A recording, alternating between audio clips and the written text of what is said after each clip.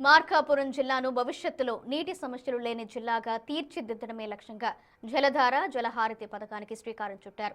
కనిగిరి నియోజకవర్గంలో ఎంతో ప్రతిష్టాత్మకంగా చేపట్టిన ఈ పథకం శంకుస్థాపన కార్యక్రమంలో స్థానిక ఎమ్మెల్యే డాక్టర్ ముక్కు ఉగ్ర నరసింహారెడ్డితో కలిసి జిల్లా కలెక్టర్ ఎం విజయ సునీత పాల్గొన్నారు.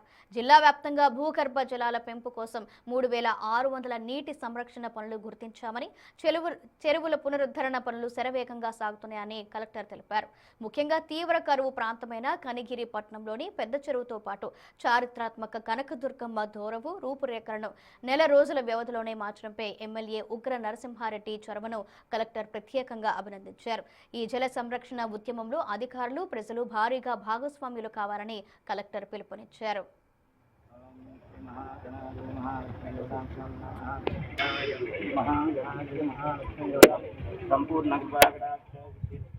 రోజుల కార్యక్రమం జలధార జలహారతిని గత నెల ఏప్రిల్ 6వ తారీఖు ప్రారంభించడం జరిగింది.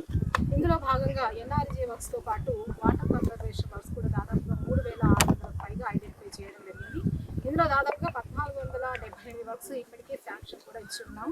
ముఖ్యంగా దాదాపు 800 వర్క్స్ ఆల్రెడీ ఎక్స్పోర్ట్ కూడా అవుతున్నాయి. అందులో ముఖ్యంగా ఈరోజు కనిగిరి కాన్స్టిట్యున్సీకి సంబంధించి చాలా సంతోషించదగ్గ విషయం, చాలా గొప్ప విషయం ఏంటంటే ఈ జలధార జలహారతి కార్యక్రమం మీద నెల రోజులలో ఈ కనకదుర్గమ్మ చెరువు దొరువు, కనిగిరి దొరువు ఈ ప్రాంతాన్ని పూర్తి స్థాయిలో ఇప్పటికే జలధార జలహారతి కార్యక్రమం కింద క్లీన్ చేయడం, తర్వాత రివిట్మెంట్, అదేవిధంగా ఇక్కడ చక్కటి ప్రదేశాన్ని సిద్ధం చేయడం జరిగింది. ఇది రానున్న తరాలకి ఒక మంచి లొకేషన్ లాగా, తర్వాత వాకింగ్ ట్రాక్ లాగా డెవలప్ చేయడానికి గౌరవ ఎమ్మెల్యే గారు శ్రీ డాక్టర్ ముక్కు ఉగ్ర నరసింహారెడ్డి గారు చాలా చర్యలు చేపట్టి వారు సొంత నేతలతో ఈరోజు ఈ కార్యక్రమాన్ని చేపట్టి చక్కగా ఈ కార్యక్రమాన్ని విజయవంతం చేయడం జరుగుతుంది.